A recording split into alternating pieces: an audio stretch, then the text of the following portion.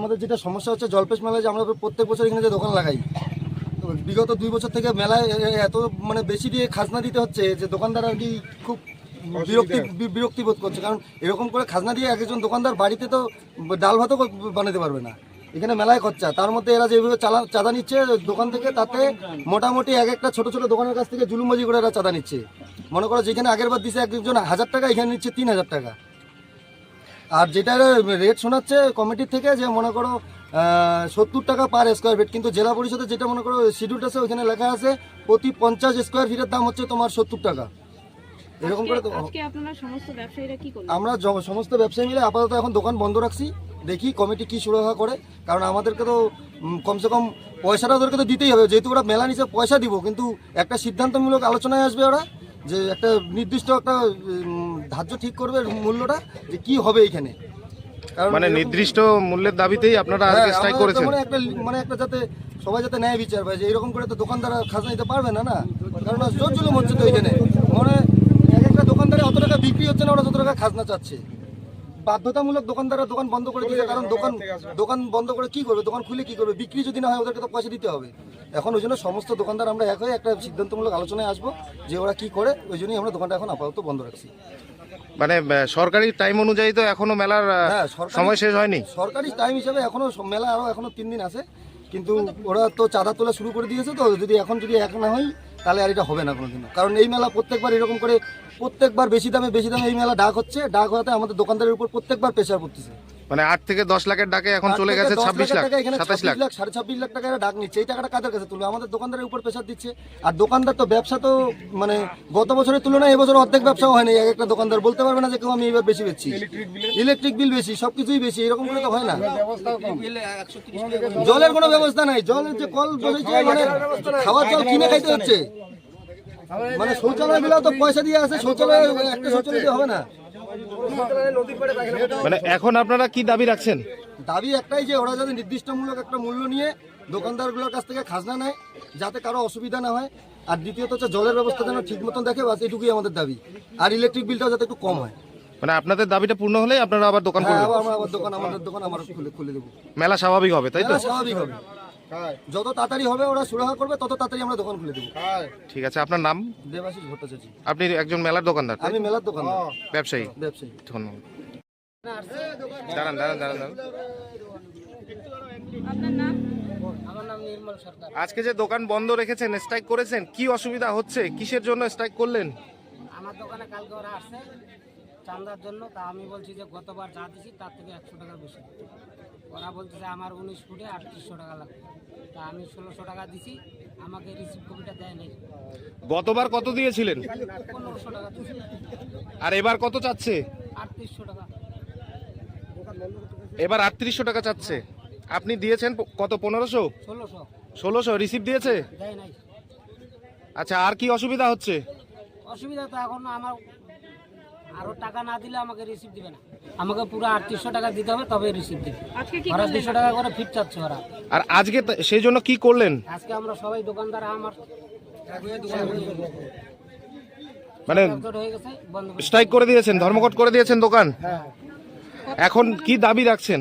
এখন আমরা দাবি রাখছি যে আগের বার আমি 1500 দিছি, এইবার আমি 1600 দিব। এরকম 1-200 টাকা বেশি হলে ভালো হয়, কিন্তু ফট করে ডবলেরও বেশি হয়ে যাচ্ছে। লাইট বিল দিচ্ছি আমি 10 দিনে 2400 টাকা। 2400 টাকা, হ্যাঁ, একদিনে 240 টাকা, মানে 130 টাকা। আমি তো সিরিজ চালাচ্ছি, আমার লাইটের নাম হচ্ছে সিরিজ।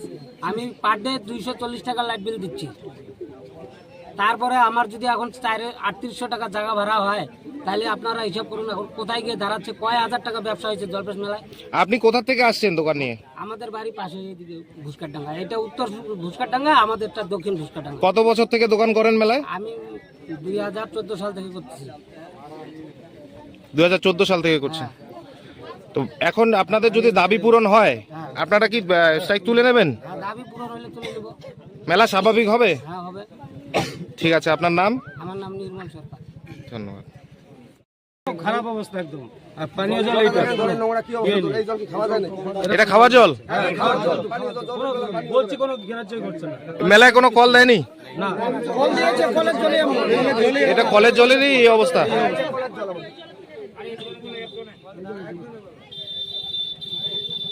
জলটা দেখান আরেকবার।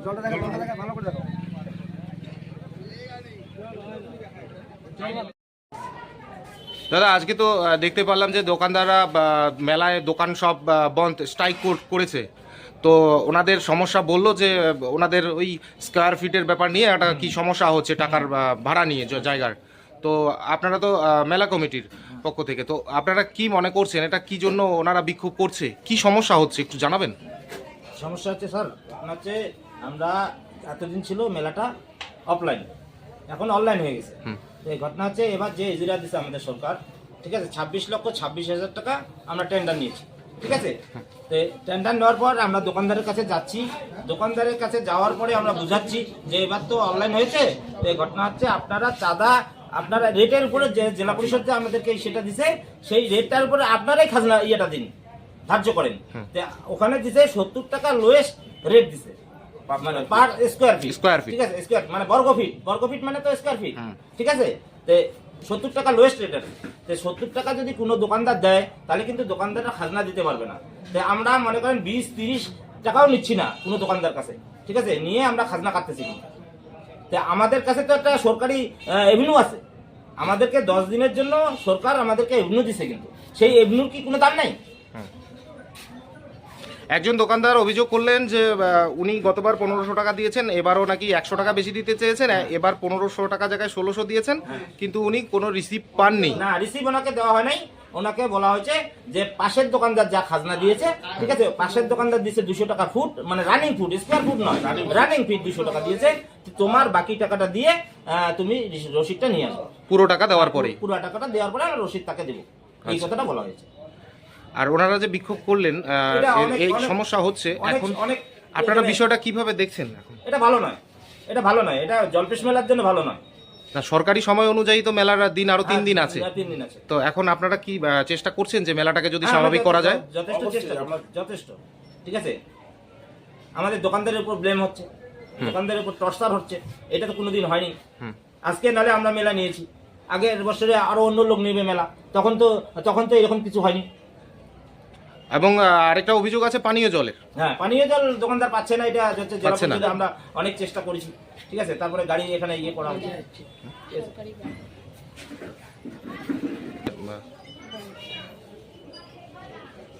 আরেকটা অভিযোগ যেটা হচ্ছে সরকারি গান সারা রাত যদি চলে তাহলে দোকানদারদের ব্যবসা ভালো হবে, এটা আমাদের কাছে দোকানদাররা ইয়ে করছে।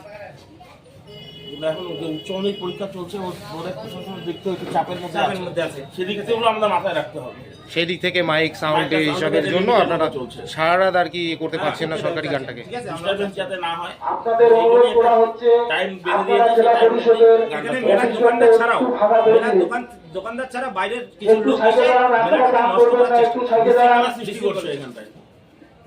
তো এই বিষয়গুলো আপনারা কি এখন একটু দেখবেন স্বাভাবিক করার জন্য? প্রশাসন আমরা কেন যাবো স্যার? ঘটনা হচ্ছে আমাদের তো যাওয়ার কোনো কথা, আমরা হচ্ছে যেটা সুস্থভাবে হচ্ছে সেটা আমরা চাবো, আমাদের আপনারা রেড চার্টটা নিন, রেড চার্টটা নিয়ে আপনার ইয়ে করুন, কোনো অসুবিধা নেই। আমাদেরকে যে সরকার রেভিনিউ দিছে, সেই রেভিনিউটাকে আপনারা ভিডিও ইয়ে করে ফ্ল্যাশিং করে দেন, কোনো অসুবিধা নেই আমাদের। আমরা যদি ওই রেটে খাজনা উঠাই না, ওই রেটে যদি খাজনা উঠাই, তাহলে আমাদেরকে যা করার আপনারা করবেন। সরকার যে আমাদেরকে রেভিনিউ দিছে, সেই রেভিনিউর এগনেস্টে যদি উপরে আমরা খাজনা উঠাই, তারপরে আপনারা আমাদের কাছে আসবেন, সাংবাদিক হয়ে আসুন, আর যে কোনো ব্যাপারে আসুন, কোনো অসুবিধা নেই আমাদের। মেলা, আপনার নাম? মেলা কমিটির সদস্য আপনি দাদা? মেলা কমিটির মেম্বার। স্যার, ব্যবসায়ীরা তো মেলায় বিক্ষোভ করেছে এবং দোকান বন্ধ রেখেছে, তো এই বিষয়ে এখন কি সুরা হলো স্যার একটু জানাবেন? আমরা যেটা বলেছি, যেটা নির্দেশ, ঊর্ধ্বতন কর্তৃপক্ষের নির্দেশ, সেটা হচ্ছে যে ওনারা একটা মিটিং করে নেবে আজকে বিকালে বা কালকে সকালে, করে রিজার্ভারের সাথে যে দাম নিয়ে যে মানে যে রেট নিয়ে যে কিছু ওদের সমস্যা থাকলে আলোচনা করে নেবে, এবং জল বা টয়লেটের যে সমস্যাগুলো আছে সেটা মিটিয়ে দেওয়া।